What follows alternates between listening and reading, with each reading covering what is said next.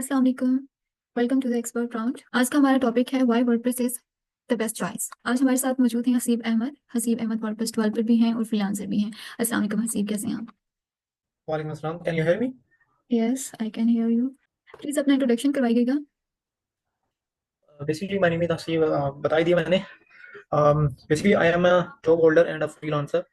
Currently I am doing a job and कभी कभार freelancing projects को हैंडल कर लेता हूँ। मैंने अपनी जर्नी का आगाज 4 साल पहले किया था, 2020 में, जब मैंने अपनी यूनिवर्सिटी कंटिन्यू करना शुरू की थी। तो डिजिटल स्किल्स में आना मेरे लिए ऐसा था कि मैं एक प्रोजेक्ट से काफ़ी इंस्पायर हुआ था, तो मुझे लगता था मुझे ये बना लेना चाहिए। उसके चलते मैंने प्रोग्रामिंग कोडिंग सीखना शुरू कर दी और मैंने वो बना लिया। देन जब सीख ली, सारा कुछ डिजिटल स्किल्स की तरफ आ गया, कोडिंग सीख ली, प्रोग्रामिंग नॉलेज इतना आइडिया हो गया कि अब मैं इस काबिल था कि मैं अपनी सर्विसेज को डिफरेंट प्लेटफॉर्म के ऊपर गीक आउट कर सकता था। तो मैंने अपवर्क पे स्टार्ट किया। विद इन 2 डेज मुझे ऑर्डर आ गया और मैंने अपना जर्नी स्टार्ट कर लिया। फिर फाइवर पे ट्राई किया एंड साथ ही साथ मैं लोकल भी ट्राई करता रहा। एंड जो आज का बेसिकली टॉपिक है वो सीएमएस के बारे में है, कोडिंग के बारे में नहीं है। Why CMS is better than coding, मतलब कोडिंग इज ओके, मतलब वो परफेक्ट है, बट सीएमएस को भी थोड़ा सा वैल्यू देना जरूरी है। और वो सीएमएस किस फीचर्स, किस बेसिस की बुनियाद पे हम अच्छा साबित हो सकता है कोडिंग से, उस पर ही हम बात करेंगे। हसीब, आपने कहा था कि आपने पाइथन और डेटा साइंस को भी चूज किया था, देन आपने इसको छोड़ दिया और सीएमएस की तरफ मूव करके। तो वैसे उसकी भी तो काफी डिमांड थी, लेकिन आपने फिर क्यों स्विच किया? इसका क्या रीजन है?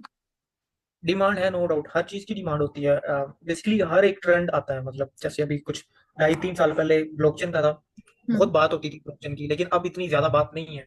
अब राइट। सिर्फ एआई की बात है। डिफरेंट टूल्स, आए दिन कोई ना कोई टूल लॉन्च हो जाता होता है। तो बेसिकली मैंने शिफ्ट इसलिए किया था कि जितना काम मैं पहले से कर रहा था ना, डेटा साइंस में या पाइथन प्रोग्रामिंग में, वो उतना काम पहले से ही हो रहा था। मतलब जितना मैंने सीख लिया था या जितना मैं सर्विस देने की ट्राई कर रहा था। इसीलिए यहाँ पे मार्केट सैचुरेशन की मैं बात करूंगा। जैसे एक कहावत है, जैसे एक ईंट उठाते हैं और नीचे कोई ना कोई बंदा निकल आता है। वही सेम फील्ड का जो आप खुद कर रहे होते हो, तो मेरे साथ भी यही सीन था। जब मैंने 2022 में डेटा साइंस में इन हुआ, मैं 22 के एक्सपर्टीज ले चुका था कि मैं किसी को सर्विस दे सकूं। अभी डेटा साइंस की बात कर रहा हूँ। तो डेटा एनालिसिस होता है, डेटा विजुअलाइजेशन होता है, प्लस ये होता है कि आप ज्वाइन कर सकते हो, कोलैबोरेट कर सकते हो डिफरेंट प्रोजेक्ट्स के ऊपर। जैसे मशीन लर्निंग के प्रोजेक्ट्स होते हैं, तो उनमें एज अ पार्टिसिपेंट आप ज्वाइन कर सकते हो। तो मैंने जब काम करना शुरू किया था इसके साथ, वो काम पहले से ही हो रहा था, मतलब डिफरेंट लोग पहले से ही कर रहे थे, तो मार्केट सैचुरेशन बहुत ज्यादा थी। But on the other hand अगर मैं बात करूं, मुझे जेंगो स्टैक था, पाइथन के साथ मैं वेबसाइट्स बनाता था और साथ साथ मेरा वर्डप्रेस भी चल रहा था। तो मुझे लगा कि क्यों ना मैं ये जो डेटा साइंस के ऊपर इतना ज्यादा काम कर रहा हूँ, नो डाउट इतनी सैलरीज होती हैं, बट आपको मतलब सैलरी के पीछे नहीं भागना होता। आपने अपना वो पैशन चूज करना होता है, जिसके थ्रू ऑब्वियसली हम इतनी मेहनत करते हैं पैसे कमाने के लिए। लेकिन अगर आप पैसे कमा रहे हो ना, मेरा जो अपना बिलीफ है कि आप अपनी स्पेसिफिक नीच के अंदर रहते हुए करो, अगर पैसे ही कमाने हैं तो। और पैसे हर चीज के अंदर होते हैं, बट जो मतलब अब ऐसा नहीं है कि सारी दुनिया डेटा साइंस में घुस रही है तो आप भी घुस जाओ और पैसे कमाना शुरू कर दो। लेकिन बेसिकली आपका जो बिलीफ था, आपने डेटा साइंस या सीएमएस या कुछ भी आप कर रहे हो, तो क्या सोच के आप आए थे इस चीज के अंदर, तो वो आप भूल जाते हो और दूसरी चीजों की तरफ भागना शुरू कर देते हो। तो मेरा ये बिलीफ है कि मैं सिर्फ वही काम करूंगा जो मेरे फाइनेंशियल को पहले पूरा कर ले, उसके बाद मेरे पास इतना टाइम हो कि मैं किसी अदर प्रोजेक्ट्स के ऊपर काम करना शुरू कर दूं। अब जब मैं डेटा साइंस में था तो मेरा 24/7 सिर्फ डेटा साइंस की तरफ ध्यान होता था। ऊपर से इतनी मार्केट सैचुरेशन थी कि मतलब हर बंदा एआई की बात कर रहा है, डेटा साइंस की बात कर रहा है। और मतलब प्रोजेक्ट को गेट करना बहुत मुश्किल था, बहुत ज्यादा मुश्किल था। और इतनी अवेयरनेस नहीं थी। सबसे पहले पाकिस्तान के अंदर मैं अगर बात करूँ एज अ पाकिस्तानी, तो यहाँ पे कुछ भी नहीं है। आज से 2 साल पहले जब मैं मतलब इतनी एक्सपर्टाइज ले चुका को एनालिसिस की, विजुअलाइजेशन की सर्विसेज दे सकूं, तब यहाँ पे इंटरनेशनल क्लाइंट्स के साथ इतना मैंने अच्छा, जैसे के अंदर अपने डिस्ट्रिक्ट अपने इस ज्यादा काम करना चाहता साथ ग्रुप तो बना सकते हो, हो जाएगी, सैचुरेटेड भी हो जाएगी, अब समझ भी नहीं आएगी। Moving on. सिवा, आपको आवाज आ रही है मेरी?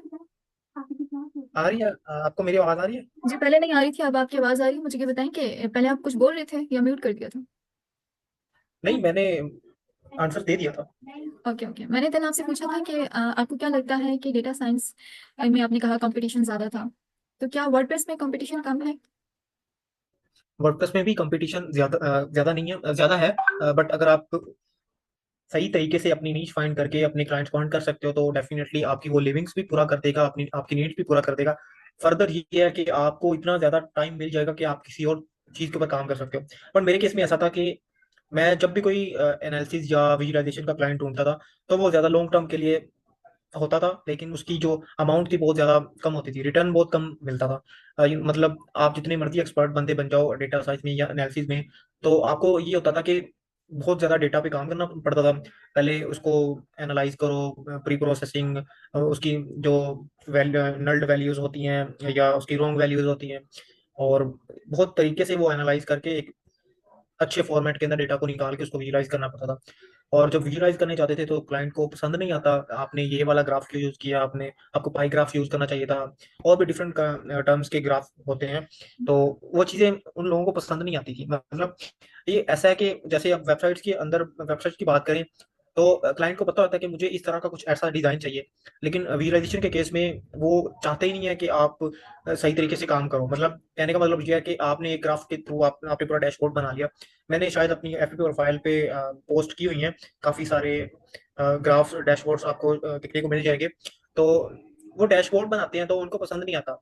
उनको कलर स्कीम पसंद नहीं आती, उनको लगता है कि ये पाई चार्ट ज्यादा अच्छा होना चाहिए, लाइन चार्ट नहीं होना चाहिए। मतलब डायनामिक डेटा होता है, आप क्लिक करते हो तो आपको पता चल जाता है कि इस सिनेरियो में, इस ईयर में या इस सिनेरियो में ये चीजें हो रही थी। तो उनको होती समझ नहीं आती थी। मेरे केस में ऐसा था। मतलब हर लोग करते हैं, हर किसी का अपना एक्सपीरियंस होता है। जो मेरा एक्सपीरियंस था उसमें रिटर्न बहुत थोड़ा था, लेकिन मेहनत ज्यादा करनी पड़ती थी। बट जैसे वेबसाइट्स की बात करें, क्लाइंट को पता होता है कि हाँ दुनिया में इतनी हजारों वेबसाइट्स हैं, तो आप किसी एक वेबसाइट को पकड़ो, ये मुझे अच्छी लग रही है, इसके इसका क्लोन कर दो या इससे इंस्पायर होकर मुझे ऐसा कुछ बना के दे दो। बट डैशबोर्ड्स में ऐसा नहीं होता था। तो उसमें अलग ही किस्म का डेटा होता है, और हर किसी के पास अपना डेटा है और अपने तरीके से उसको एनालाइज करना पड़ता है। हर डेटा को हर तरीके से रिजॉल्व करना पड़ता है। तो ओके। मेरे केस में ऐसा था तो मैंने फिर शिफ्ट ले लिया। बेसिकली शिफ्ट लेने का मकसद यही था कि मुझे एक्स्ट्रा टाइम चाहिए था कि मैं अपनी अदर एक्टिविटीज को ले चुकूँ। मतलब मैं यहाँ पे डेटा साइंस को नेगेटिव नहीं कह रहा, मतलब नो डाउट अच्छी फील्ड है, इनहांस हो रही है, एडिशन हो रही है, और डिफरेंट टूल्स आ रहे हैं। बट इसको इतना ऑब्सेशन लेने की जरूरत नहीं है, मतलब इतना ऑब्सेस होके एआई की रट लगाना बिल्कुल भी ठीक बात नहीं है। ठीक है, एआई आपको बहुत ज्यादा हेल्प आउट करता है, ये आपकी जॉब नहीं खाएगा। ये जॉब खा जाने वाली बात करके बहुत सारे बिगनर्स, बहुत सारे इंटरमीडिएट के लोगों को भी इतना मैनिपुलेशन मिल जाती है कि वो अपनी कैरियर को स्विच कर लेते हैं, या तो वो डबल माइंडेड हो जाते हैं। ठीक है, आप एआई के पॉजिटिव वाइब्स की बात करो, नेगेटिव्स की ना बात करो। अगर आप नेगेटिव्स की बात करोगे तो आप सिर्फ अपने फायदे के लिए आप उनको मैनिपुलेट कर रहे हो, आप अपनी बात मनवाने के लिए कर रहे हो। तो मैंने ये नोट किया कि मतलब आजकल जितने भी हमारे स्पीकर होते हैं वो सिर्फ अपने पीछे लगाने के लिए वो चीज को यूज कर रहे होते हैं।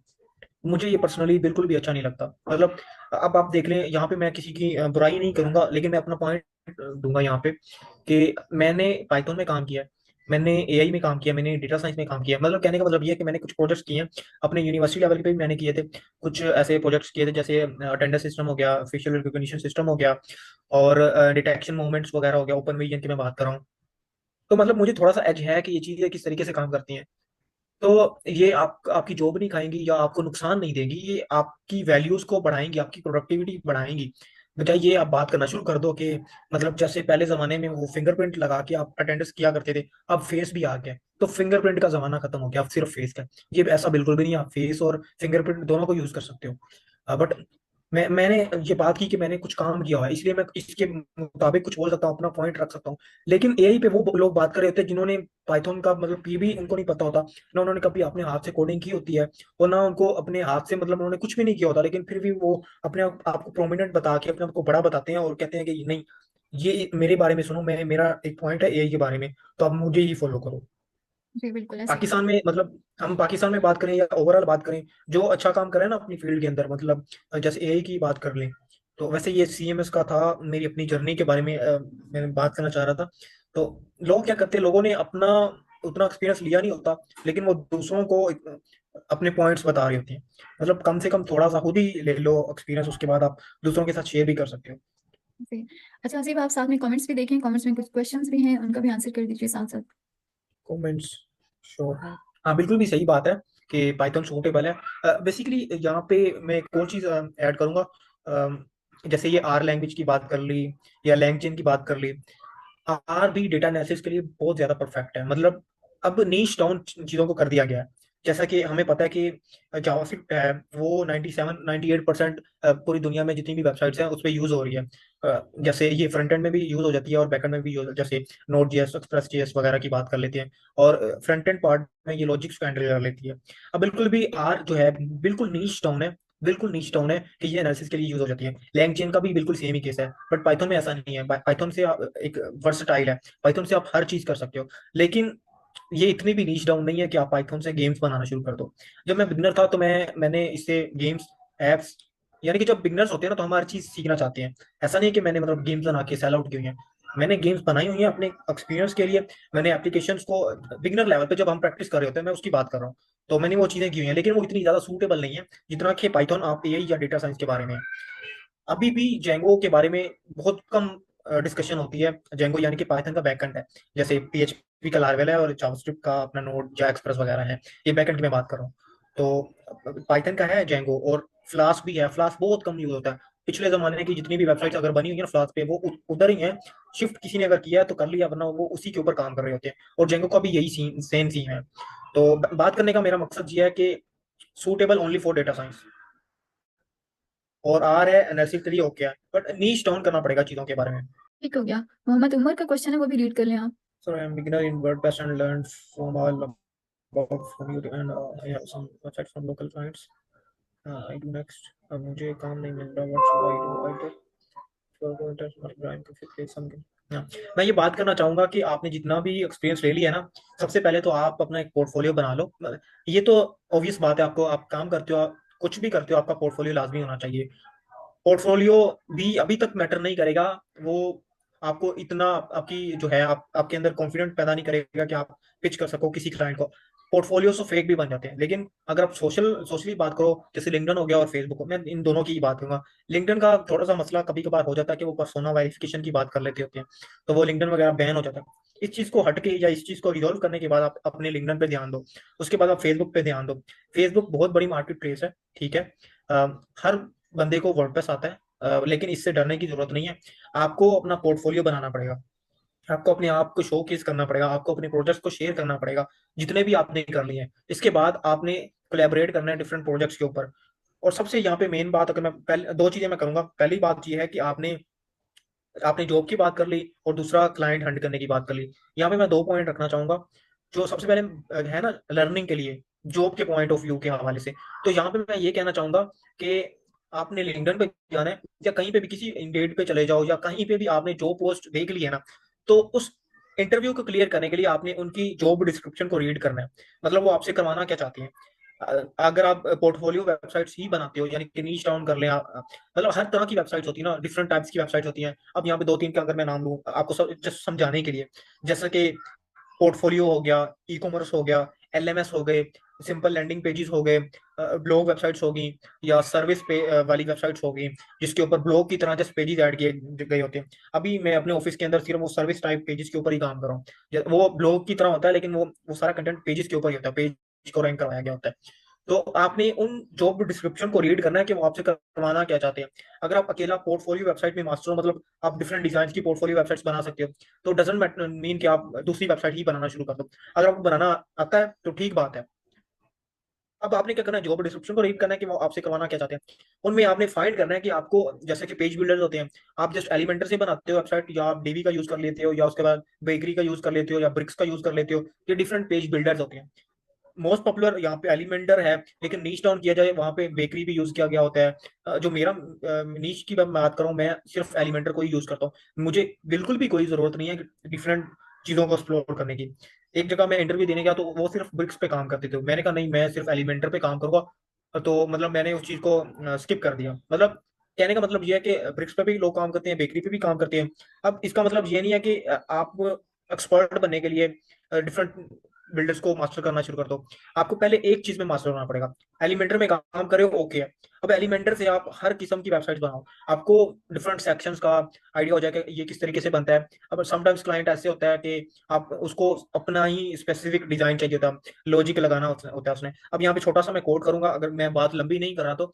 अब अपने जॉब के अंदर मुझे एक मोबाइल हेडर बनाना पड़ रहा है, क्लाइंट को बिल्कुल वैसा ही चाहिए। तो मैं पिछले 9 या 10 दिन से लगा हूँ, मुझसे वो बन नहीं रहा। मतलब बन गया, स्टाइल हो गया, डिजाइन हो गया, लेकिन कुछ लॉजिक्स हैं वो मेरे से नहीं लग रहे। मैं तो सिंपल दूसरे एलिमेंट्स किट का यूज कर लेता होता हूँ, या कुछ और जो है अपने विजेट्स का यूज कर लेता हूँ तो मोबाइल मेन्यू बनाने के लिए। तो उस बंदे को वो एक स्पेसिफिक चीज चाहिए। कहने का मतलब, मेरा मतलब ये है कि आपने नीश डाउन हो जाना है बिल्कुल, मतलब एक डीप चीज के अंदर चला जाना है। डिफरेंट टाइप्स की वेबसाइट होती हैं, फॉर एग्जाम्पल पोर्टफोलियो है, तो आपने हर किस्म का पोर्टफोलियो बनाना है, हर डिजाइन का पोर्टफोलियो बनाना है।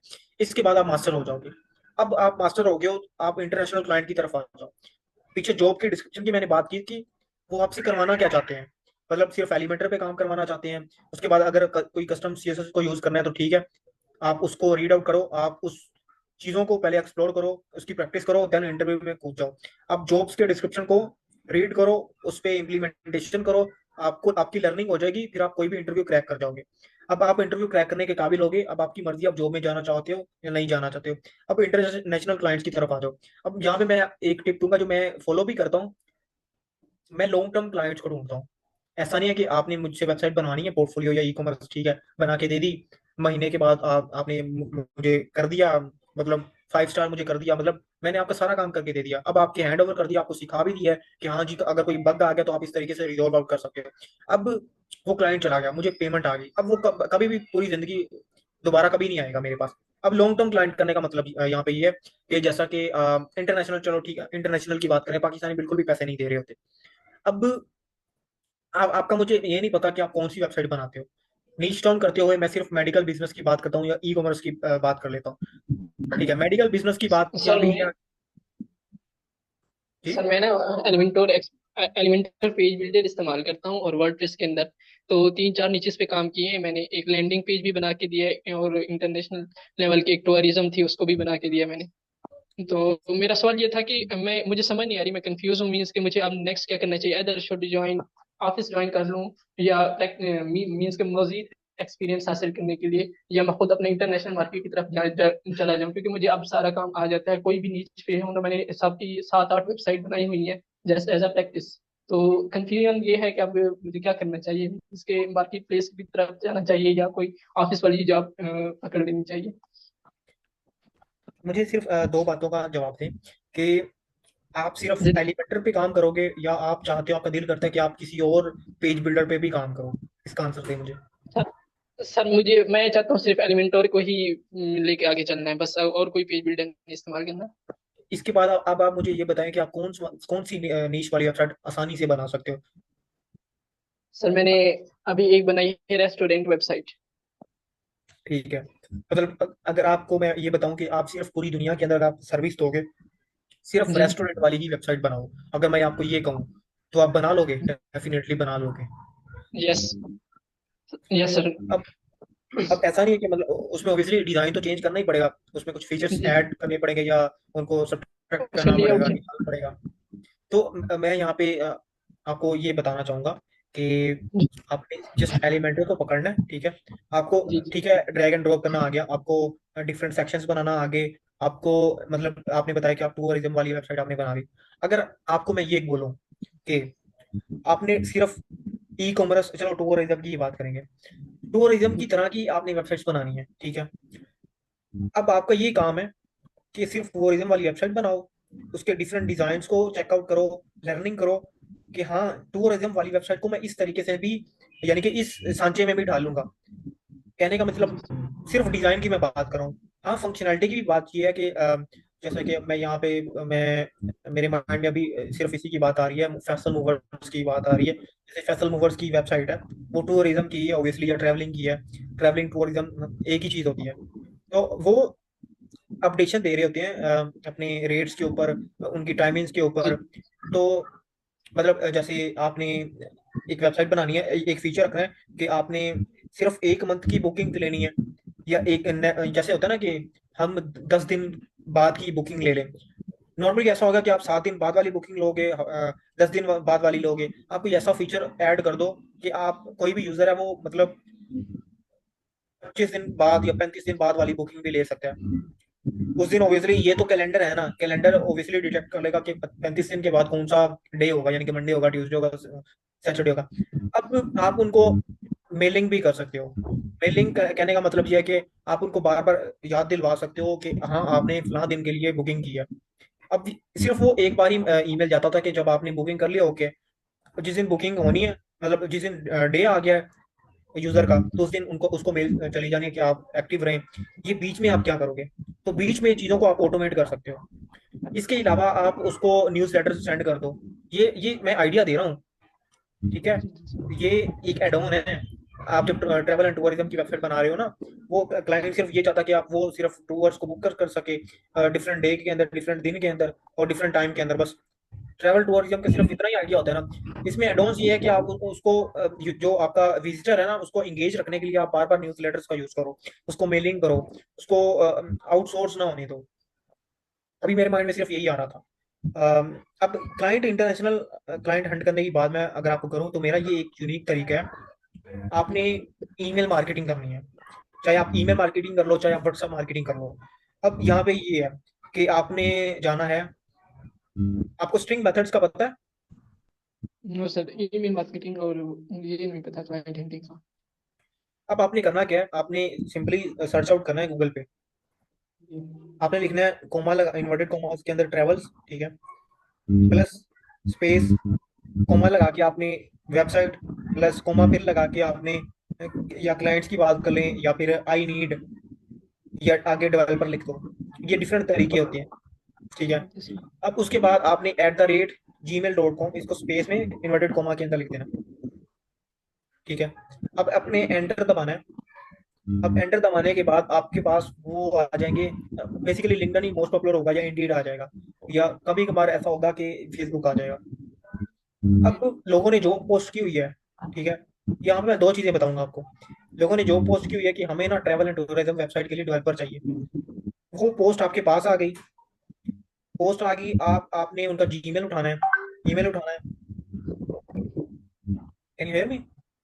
हाँ, आपकी आवाज़ बिल्कुल क्लियर है, आप प्लीज़ कंटिन्यू कीजिए। Yes sir, okay. आपकी बात अब आ रही है सर। शायद मैं बात बड़ी लंबी सी कर रहा हूँ, तो इसको वाइंड अप जल्दी से करिए आप। अब नहीं आपके नहीं, पास आपकी बात बिल्कुल सर।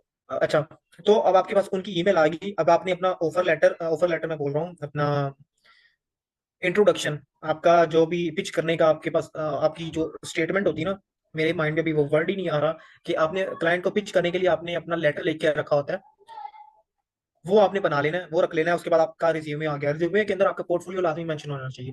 और जब आप अपना लिख रहे होते हैं ना लेटर पिच करने के लिए क्लाइंट को, तो उसमें आपने उसको ये जरूर बताना है कि I am attaching my portfolio या resume, please check out it. ये चीज आपने लाजमी रखनी है। आपने जैसे अपने बारे में बता दिया कि मैं, मेरा नाम ये है, मैं वेबसाइट्स बनाता हूँ, मैं ये वाली वेबसाइट्स ही बनाता हूँ, या आपके लिए मैं काम कर सकता हूँ, मैंने ये पीछे ये काम किया हुआ है। अब आपने अपने जो रिज्यूमे है वो उसके बारे में नहीं बात की हुई, तो उसको वो भूल जाएगा। मतलब हाँ, ऑब्वियस बात है, अगर उसके साथ ईमेल के साथ अटैच है वो चेकआउट जरूर करेगा। मोस्टली ये होता है कि वो भूल गया, वो उसने चेकआउट नहीं किया। तो ये चीज इंटरलिंक करने के लिए इसको प्लस पॉइंट समझ लो। एंड उसके बाद आपने उसको सेंड सेंड आउट कर देना। आपके पास ईमेल आ गया। हाँ, ईमेल कवर लेटर ये ऐसा नहीं है कि कुछ बहुत ही ज्यादा यूनिक होता है। आप जस्ट चैट जीपीटी को कमांड दो तो वो आपके लिए लिख के दे देगा। ये इतनी कोई बहुत बड़ी बात नहीं है कि आपका आपकी कम्युनिकेशन बहुत ज्यादा हैवी है। अब मतलब कोई आपको गुरु ये बता रहा है कि मैंने ये वाला टेम्पलेट यूज किया है, अब मैं सिर्फ यही यूज करता हूँ, मुझे क्लाइंट मिलना शुरू हो जाते हैं। ऐसा बिल्कुल भी नहीं है कि हाँ उसका वो चीज वर्क कर रही है तो आप उसको ही ले फॉलो भी कर सकते हो। अगर आपको कहीं किसी का मिलता है, कोई कहता है ठीक है आप उसको फॉलो कर लो, लेकिन आप चैटजीपीटी को बोल दो कि write a cover letter for me, मतलब जिसमें मैं क्लाइंट को ये पिच करना चाहता हूँ कि मैं ट्रैवल एंड टूरिज्म की वेबसाइट बनाता हूँ और सिर्फ मैं इसी नीच के अंदर काम करता हूँ। तो क्लाइंट को ये लगेगा कि हाँ ये सिर्फ इसी नीच के अंदर काम करता है, तो ये इसमें एक्सपर्ट होगा और इसने ये पीछे काम किया होगा। तो इसमें स्टार्ट पिच ऐसे ये आपको चैटजीपीटी बता देगा। मैं सिंपली चैटजीपीटी से ही लिखता हूँ, मैं डिफरेंट डिफरेंट यूज करता रहता हूँ, ऐसा बिल्कुल भी नहीं है कि मेरे पास बहुत ज्यादा यूनिक है। तो अभी कल ही मेरे पास एलएमएस के लिए आया है, एक प्रोजेक्ट आया है, तो मैं बिल्कुल मैंने ऐसे ही फैच आउट किया। अब ईमेल मार्केटिंग की हम बात कर रहे थे कि ईमेल आपने वैसे ही उठाना है। इसमें डिफरेंट टूल्स भी हो जाते हैं, मैंने उनको कभी नोट यूज ही नहीं किया। मैं तो सिंपल सर्च आउट करता हूँ, या तो लिंक्डइन के या तो फेसबुक के मैं ले लेता हूँ। अब यहाँ पे एक और चीज अगर मैं बात करना चाहूँ, मैंने दो चीजों के पीछे बात की थी, एक चीज मैं मिस आउट शायद कर जाऊँ। अब यहाँ मैं एक और चीज अगर आपको मैं बता सकूं कि अभी मैं पीछे आपको फराज अहमद भाई का पता होगा, मैं यहाँ पे एक चीज ऐड करने वाला हूँ, वो उन्हीं की बात है, मैं यहाँ पे कोट करूंगा। उन्होंने फिल्टर लगा के सर्च आउट किया था कि अपवर्क के ऊपर जो सीएमएस यानी कि वर्डप्रेस है उसकी कितनी डिमांड है, मतलब उसकी उसमें जो डिफरेंट काम होते हैं ना, टास्क होते हैं वर्डप्रेस वेबसाइट्स के अंदर, उसकी कितनी डिमांड रहते हैं, मतलब वेबसाइट को बनाना या वेबसाइट को रीडिजाइन करना या फिर वेबसाइट के अंदर बग रिजोल्व करना। उसमें बग रिजोल्व करना बहुत ज्यादा यूनिक था। तो अब जैसे कि डोमेन होस्टिंग में कभी कभार मसला आ जाता है। अब यहाँ पे एक बग मैं पीछे फेस कर रहा हूँ अपनी वेबसाइट के ऊपर, वो मैं रिजोल्व कर लूंगा, वो मुझे पता है। और इसकी भी काफी डिमांड है। जैसे कि चाइनीज मालवेयर अटैक आ जाता होता है किसी नल्ड प्लगइन को यूज करने की वजह से, या आपकी सिक्योरिटी इतनी स्ट्रांग नहीं होती। आपने देखा होगा साइट कोलन आगे डोमेन का नाम देखो, अगर तो आपको चाइनीज शो हो रही है तो समझ लो आपकी वेबसाइट के ऊपर अटैक हो गया है। तो आपको उसको पहले डी इंडेक्स करना पड़ेगा, सारे यूआरएल्स को डी इंडेक्स करना पड़ेगा, साइट मैप दोबारा इंस्टॉल करना पड़ेगा यानी कि लगाना पड़ेगा।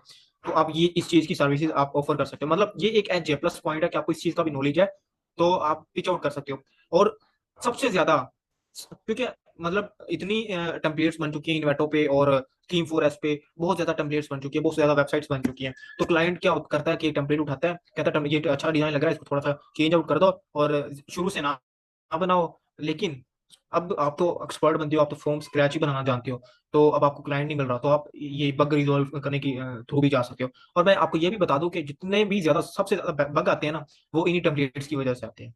सबसे पहले मैं सादिया हलीमा का आंसर देना चाहूंगा क्यों? इंटरनेशनल कंट्री सर्विसेज के लिए। तो सबसे पहले बात हम यूके यूएसए की बात कर रहे होते हैं नॉर्मली, बहुत ज्यादा और भी होते हैं, जैसे कि ट्रैवल एंड टूरिज्म की अगर मैं बात करूं, तो ट्रैवल एंड टूरिज्म के अंदर जैसे ये नॉर्वे हो गया, नॉर्वे के अंदर बहुत ज्यादा सर्दी पड़ती है, तो शायद लोग टूर करना चाहिए उस कंट्री का, ठीक है। या फिर जैसे कि कोई डेजर्ट वाला इलाका है, अगर लोग सर्च आउट करना चाहते हैं या टूर वहां का करना चाहते हैं, तो आपने ये फाइंड कर लेना है कि मतलब मैं ट्रैवल की इसीलिए बात कर रहा हूँ कि आपने उन लोगों को मतलब आप सर्च आउट कर लो ना गूगल पे कि कौन सी कंट्री में सबसे ज्यादा टूरिज्म होती है, कौन सी कंट्री के अंदर किस चीज की सबसे ज्यादा टूरिज्म होती है। मतलब जैसे टूरिस्ट आते हैं ना, वो कोई मतलब जैसे हमारा मरी है तो कोई बर्फीला इलाका होता है उसको विजिट करना चाहते हैं, या डेजर्ट को विजिट करते हैं, या कोई हिस्टोरिकल प्लेसेस को विजिट करते हैं, ठीक है। अब आपको ये पता चल गया कि इस कंट्री के अंदर ये इतने टूवर्स आते हैं, ठीक है। अब ऑब्वियसली जिस वेबसाइट ने उन टूरिस्ट का डेटा दिया होगा है ना, उस वेबसाइट में कहीं ना कहीं आपको ये भी लिस्ट होगा कि ये टूरिस्ट यानी कि टूरिज्म की वेबसाइट है या ये कंपनीज है। आप उनके ईमेल्स निकालो, उनकी वेबसाइट्स को विजिट करो, और उसके बाद उनको ये बताओ कि आपकी वेबसाइट के अंदर ये कुछ मुझे लगता है कि एज अ डेवलपर मुझे लगता है कि ये चीज नहीं होनी चाहिए, ये चीज है, ये अच्छी की जा सकती है। आप उनको उनके ईमेल को उठा के, ईमेल ओबियसली उनकी वेबसाइट के ऊपर कॉन्टैक्ट फॉर्म के ऊपर होता है, आपको मिल जाएगा। इसमें आपको मतलब कोई घबराने वाली बात नहीं, उनका नंबर भी वहाँ पे मेंशन होता है। आप उनको पिच आउट कर दो कि आपको ये रीडिजाइन करके दिया जा सकता है, या फिर मैं आपको ये चीज ऐड ऑन करके दे सकती हूँ। डायरेक्ट आपको ऐसा नहीं मिलेगा, मतलब सिर्फ एक ही तरीके से मिलेगा जहाँ पे आपको जॉब पोस्ट की गई होती है। इसके अलावा आपको कैसे किस तरह से रीच आउट कर सकोगे कि किसी को वेबसाइट पर चाहिए, आपको इल्हाम नहीं होगा, कोई बंदा पोस्ट करेगा वहां पे ही आपको वो क्लाइंट मिलेगा कि जिसको वेबसाइट बनवानी है, तो वहां से ही आप जो वो मैंने पहले बता दिया स्ट्रिंग मेथड का आप यूज कर सकते हो, वहां पे जॉब पोस्ट की गई होती है। और लिंक्डइन के ऊपर हर जॉब पोस्ट को नहीं आपने अप्लाई कर देना, वहां पे डिफरेंट सिर्फ लोग रीच लेने के लिए, गेट लाइक्स या कमेंट्स लेने के लिए ही पोस्ट कर रहे होते हैं कि हम जॉब ऑफर कर रहे हैं, तो वो बिल्कुल झूठ होता है। आपने सिर्फ जॉब्स वाले सेक्शन के अंदर जाके ही जॉब्स को अप्लाई करना है। आपने कभी किसी की टाइमलाइन के ऊपर आपने पोस्ट देख लिया लिंक्डइन के ऊपर, वो आपने नहीं मानना, वो झूठा है, वो आपको खुद पता चल जाएगा, वो सिर्फ रीच लेने के लिए होता है, ये आपका टाइम वेस्ट होगा। ये एक प्लस मैंने बता दिया जो मैंने नोट। ऑलराइट हसीब, हमारे पास सिर्फ 3 मिनट रह चुके हैं, और मैं आपसे एक लास्ट क्वेश्चन करूंगी कि वर्डप्रेस के बारे में, लाइक कोई अभी बिगनर है, कोई सीखना चाह रहा है, तो उसको आप एक रोड मैप तैयार करके प्रॉपर एक गाइडलाइन बता दें कि वो किस तरह से सीख सकता है। क्या कोई फ्री रिसोर्सेज हैं जहाँ से वो नॉलेज ले सकता है, लाइक यूट्यूब या कुछ और वेबसाइट्स वगैरह? स्टार्ट करने के लिए सीएमएस की हमने बेसिकली बात करी थी, और ये जो टॉपिक था बड़ा लेफ्ट राइट हो गया था, हम टू दी पॉइंट रहे नहीं है, बहुत ज्यादा हम्म, लंबी डिस्कशन हो गई थी। हम्म, कहने का मतलब ये है कि हाँ सीएमएस की बात कर लेते हैं। डिफरेंट सीएमएस होते हैं, जैसे शॉपिफाई हो गया और मैं इन दोनों की बात करूंगा। शॉपिफाई से जस्ट ई कॉमर्स वेबसाइट ही बनती है, नो डाउट बहुत ज्यादा अच्छी यूनिक बनती है, लेकिन आज के जो ट्रेंड था, शॉपिफाई कर लो, शॉपिफाई से लाखों करोड़ों कमा लो, ई कॉमर्स या अमेजोन की मैं बात करूँ, इस सो कोल्ड मंजन की बात करूँ, इस चीज ने वर्डप्रेस को बहुत ज्यादा बैक किया है। लोग शॉपिफाई के अंदर चले गए थे, उसमें ई कॉमर्स की वेबसाइट्स बन जाती हैं, और वर्डप्रेस के ऊपर भी ई कॉमर्स की वेबसाइट्स बन जाती है, और बहुत ज्यादा यूनिक बनती है, बहुत ज्यादा अच्छी बनती है। अब सिर्फ वर्डप्रेस की बात करते हैं, वो लोग किस तरह से सीख सकते हैं। वर्डप्रेस से हर किस्म की वेबसाइट बन जाएगी। जो वेबसाइट आप बनाना चाहते हो वर्डप्रेस से बन जाएगी। जो फीचर आप लगाना चाहते हो, जो सेक्शन, जो मतलब आपके माइंड में कुछ भी आता है वो आप कर सकते हो वर्डप्रेस की वेबसाइट के ऊपर। अब वर्डप्रेस को सीखना किस तरीके से है? आपके पास मैं कुछ चैनल्स का नाम लूंगा, यूट्यूब चैनल्स का। आपको बिल्कुल भी जरूरत नहीं है कोई पेड कोर्स लेने की, ठीक है। मैंने जिन चैनल से सीखा है उनमें मैं आपको सबसे पहले बता दूं, अगर आपने बेसिक लेवल का वर्डप्रेस सीखना है ना, क्योंकि बेसिक से ही स्टार्ट किया जाता है, ABC से ही स्टार्ट किया जाता है। आप डायरेक्ट बड़ा प्रोजेक्ट नहीं करोगे कभी भी। आपने देखा होगा यूट्यूब के ऊपर 2-2.5 घंटे की वीडियो के अंदर एक पूरी वेबसाइट बना के दिखाई गई होती है। मैं बिल्कुल भी इस चीज को गलत कहूंगा। अगर आप बिगिनर हो, आप सीखना चाहते हो, तो आप उस यूट्यूब की वीडियो को फॉलो करना शुरू कर दो। वो उस चीज को आप फॉलो को तब करोगे जब आपको बेसिक बेसिक चीजों का आइडिया होगा। अगर आप एक यूट्यूब की, आप पहला दिन है आपका, आपने बोला कि आपने मैंने वर्डप्रेस की वेबसाइट बनाना सीखनी है। आपने एक यूट्यूब के ऊपर वीडियो देखी, उसमें 2 घंटे 2.5 घंटे के अंदर एक वेबसाइट बना के दिखाई गई होगी। ई कॉमर्स की या कोई भी वेबसाइट है, वो बना के दिखाई हुई है। अब आपने उसको पहले मिनट से देखा और आप 2 घंटे आपने पूरा देख लिया। आपने बिल्कुल सेम टू सेम वेबसाइट बना ली। अब आप अपने आप को कह रहे हो मैं बहुत ज्यादा एक्सपर्ट हो गया। आप बिल्कुल गलत कर रहे हो। आप वो वेबसाइट बनाने के बाद ये बोलोगे कि मैं एक्सपर्ट हो गया हूं, अब मुझसे वेबसाइट बनाना सीख लो। और जब उसके पास कोई दूसरा डिजाइन आएगा, उसको पता ही नहीं होगा कि इसको करना क्या है, ठीक है। तो ये एक चीज है। अब सीखना किस तरीके से, किस वे में, किस स्ट्रेटजी में, वो मैं आपको ये बता देता हूँ कि यूट्यूब चैनल है नैयर शेख। इंग्लिश में भी वीडियोस होती हैं उसकी और हिंदी चैनल भी है। बहुत औसम लेवल की उसने फ्रॉम जीरो टू बिगिनर आपको वेबसाइट बना के दिखाई है। उसमें हर किस्म की वेबसाइट है, आपका पोर्टफोलियो है, आपका ब्लॉग है, आपका ई कॉमर्स है, LMS की वेबसाइट है, और डिफरेंट डिफरेंट वेबसाइट्स हैं। उसमें डिफरेंट डिफरेंट सेक्शंस को बना के दिखाया हुआ है। Mobile header, desktop header, tablet के लिए रिस्पॉन्सिवनेस किस तरीके से करनी है, बैनर सेक्शन, उसके बाद कार्ड्स किस तरीके से आपने कार्ड्स के साथ किस तरीके से खेलना है, पोजीशन फिक्स और पोजीशन एब्सोल्यूट क्या चीज होती है। अब पिछले 2.5-3 महीने के अंदर मैंने ये पोजीशन एब्सोल्यूट का फीचर यूज करना शुरू किया। पहले मैं नहीं करता था, अब मुझे यूनिक लगने लग गया है, तो मैं उस चीज को यूज करता हूँ। अपोजिशन एब्सोल्यूट का मतलब ये है कि आपने देखा होगा कि पिक्चर के ऊपर कोई ना कोई छोटी सी पिक्चर या आइकॉन लगा होता है। वो आप सोच रहे होते हो कि यार पिक्चर ही ऐसी बनी हुई है, पिक्चर के बाय डिफॉल्ट ही पिक्चर ऐसी है। वो पोजीशन एब्सोल्यूट के थ्रू उसको वो फ्री हो जाता है, उसको आप अपनी मर्जी से हिला सकते हो, कहीं पे भी लेके जा सकते हो, कहीं पे भी फिक्स कर सकते हो। तो उसकी उसकी राह में कोई भी नहीं आता। मतलब इसमें कोई मेरे मेरे पास अगर सामने कोई वर्डप्रेस एलिमेंटर खुला होता, स्क्रीन शेयर की जाती है, तो मैं इस चीज को शायद बता सकता था आसानी के साथ। अब इसको जल्दी से वाइंड अप करते कि आपने नैयर शेख को फॉलो कर देना है। अगर आप इंग्लिश में सीखना चाहते हो इंग्लिश में सीख लो, उसके दोनों चैनल हैं। अब थोड़ा सा एडवांस लेवल की बात कर लेता हूँ। जिम फाहद डिजिटल नाम का एक यूट्यूब चैनल है।